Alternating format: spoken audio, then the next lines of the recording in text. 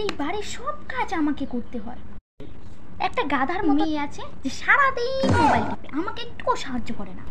এরা তো খালি একটাই কাজ পেয়েছে, খালি সারাদিন শুয়ে শুয়ে মোবাইল টিপে। এই অনু,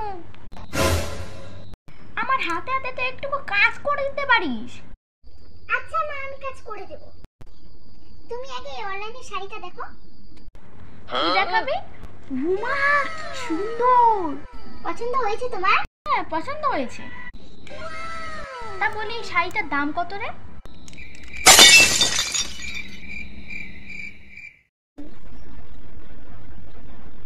এত সুন্দর সুন্দর জুতো। মা, এই জুতোটা দেখো।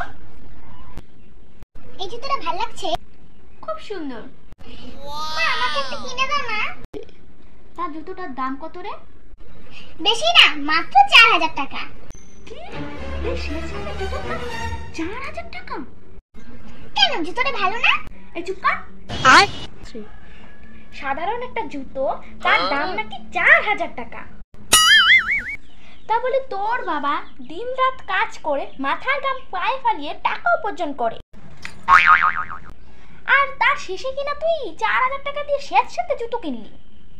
কেন মা, তুমি তো এক্ষুনি বললে এই জুতোটা সুন্দর, তাই এখন আবার কি হলো? এই চুপ কর, তর্ক খালি। আসুক আজকে তোর বাবা, তোর একদিন কি আমার একদিন কি।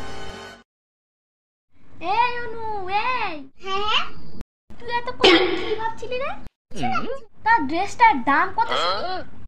না না, বেশি না, মাত্র 200 টাকা। হ্যাঁ, এই না হলে আমার মেয়ে। এর আসল দাম শুনলে মা আজকে আমাকে মেরেই ফেলতো।